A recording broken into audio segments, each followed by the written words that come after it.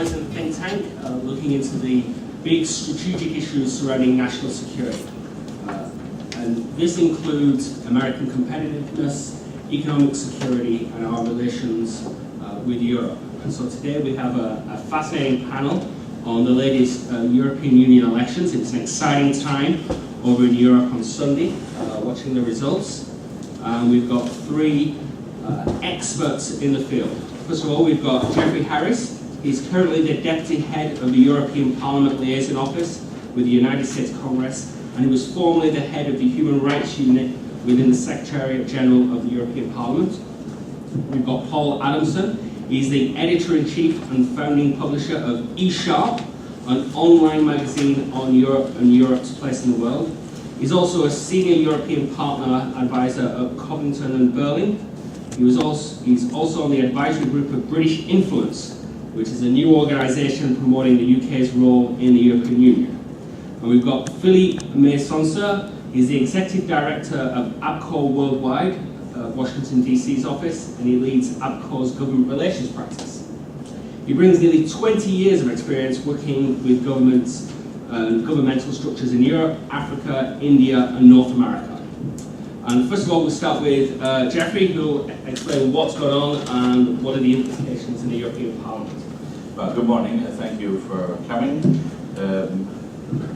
Let's start off by saying it wasn't meant to be like this the morning after the, I think the 7th or the 8th European Parliament elections. I vividly remember the first in 1979, and it was a period of difficulty in terms of Britain's relations with Europe, so nothing has changed, and there was also right away the problem of mobilizing voters for a European election about which the voters seemed unaware of the consequences.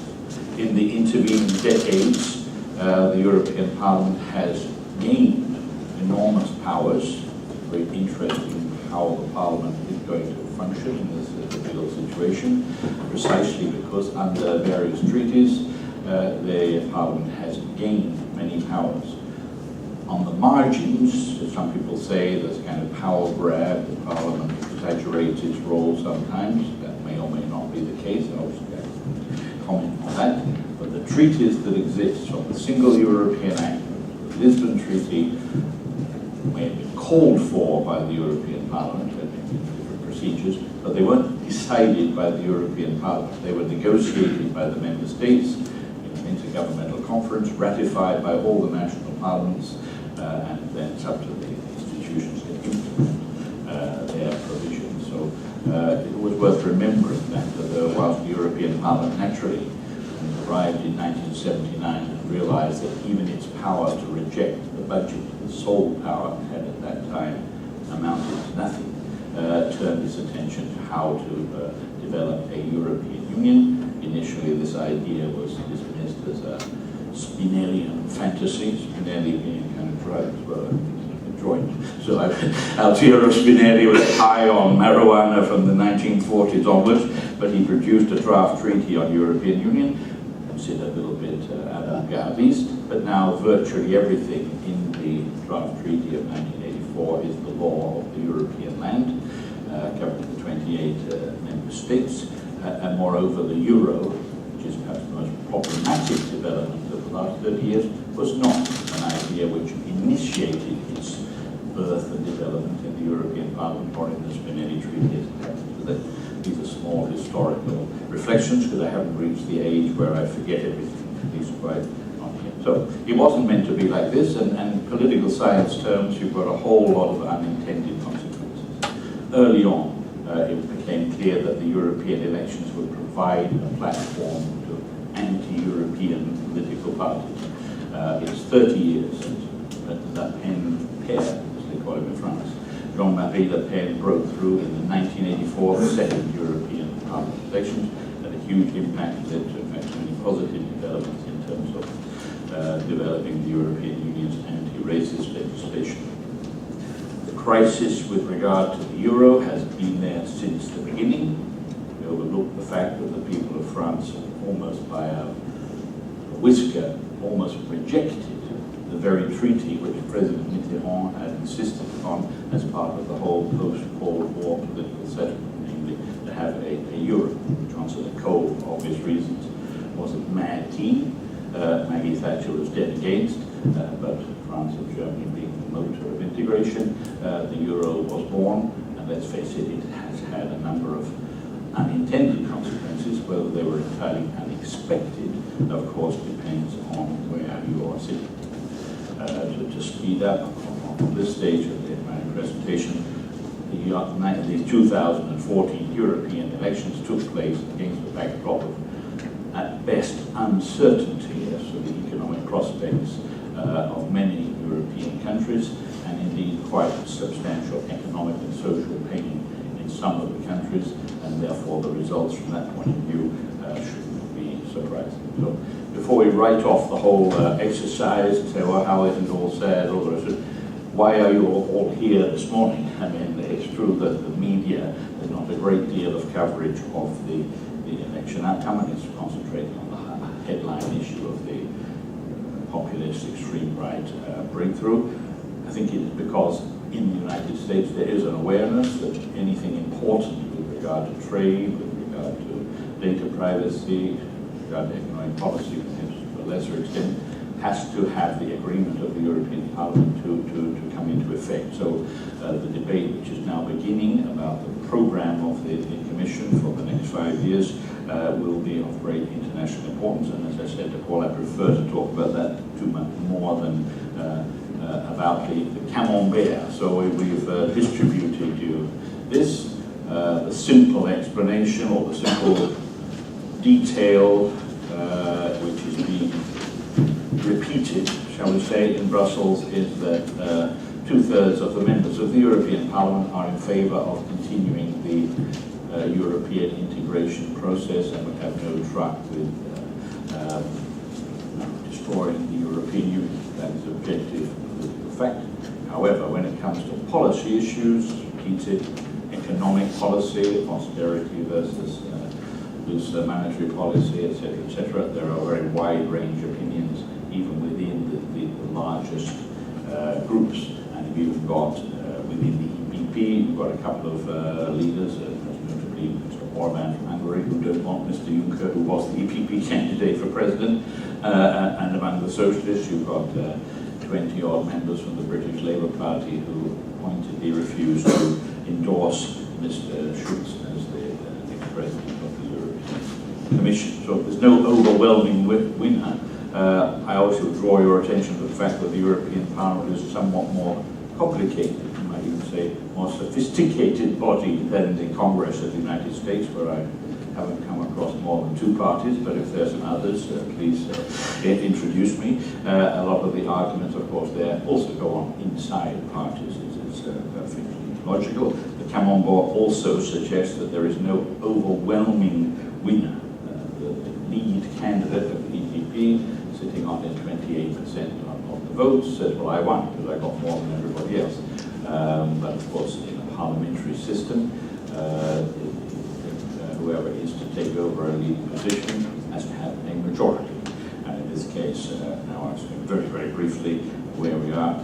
The majority has to first be built up in a body which is the most powerful body in the European Union, but it's not necessarily noticed as such by all observers, namely the European Council. Mr. Herbert Van Rompuy, appointed alongside Baroness Ashton 5 years ago. These were the 2 major novelties of the Lisbon Treaty, the strengthening of the European Council and the establishment of a High Representative for Foreign Affairs, who was also the Vice President of the Commission.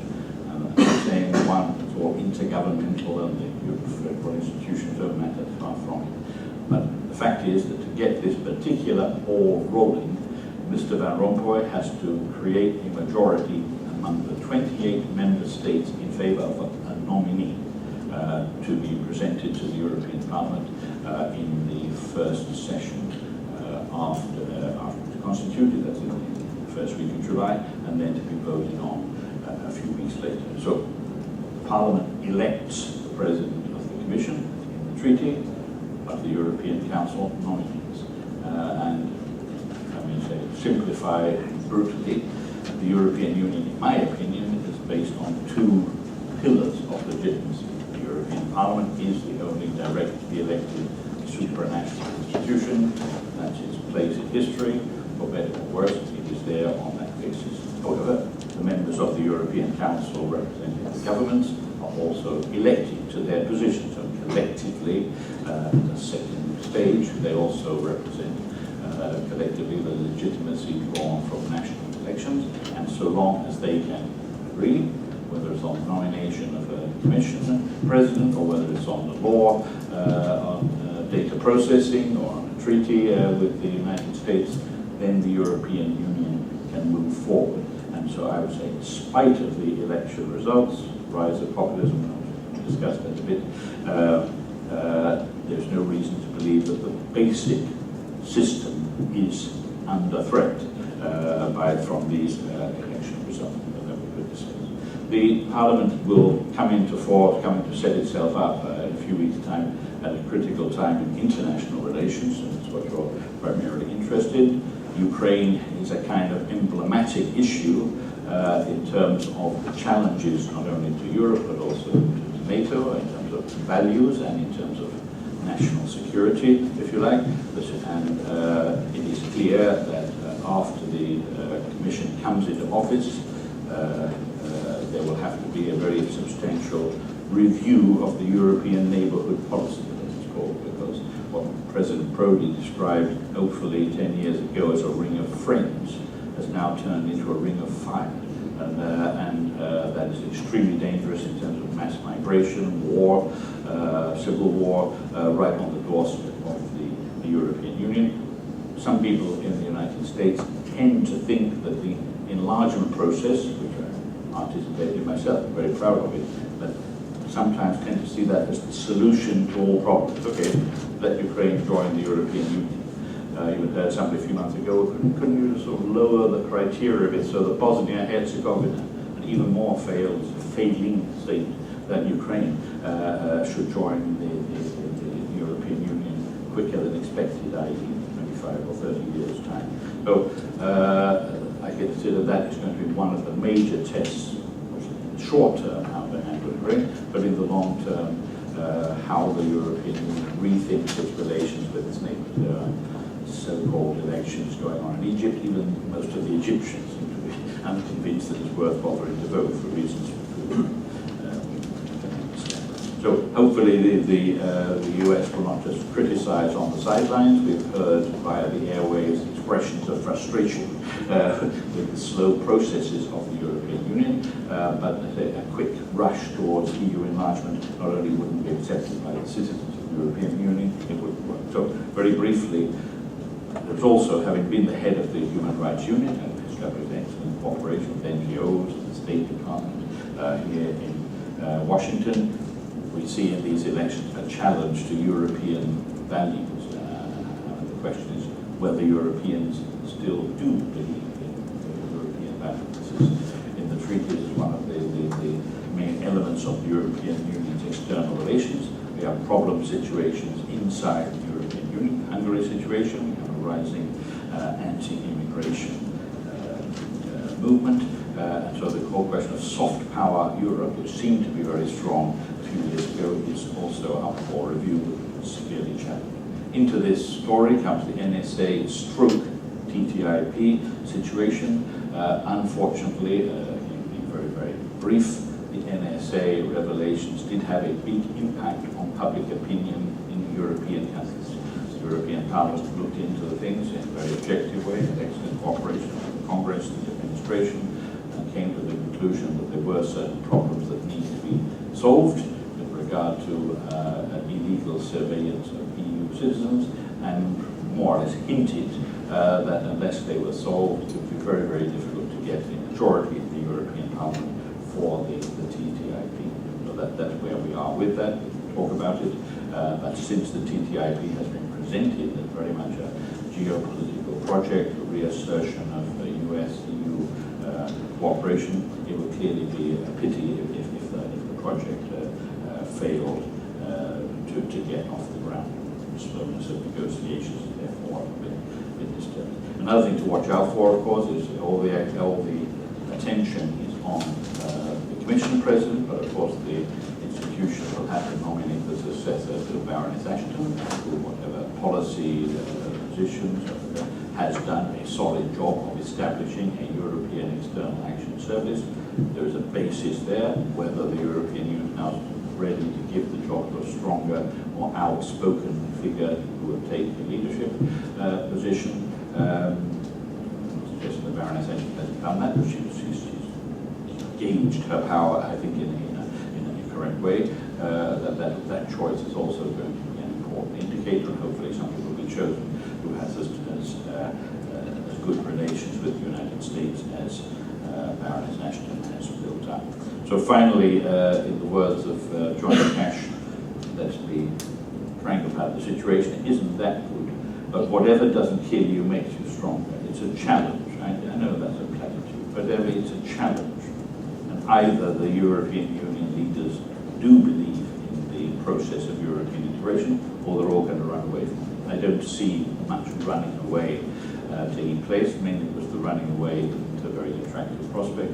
Indeed, quite frankly, I don't think even the British people are going to run away from this if the terms of the referendum, which might take place in 3 or 4 years' time, are put.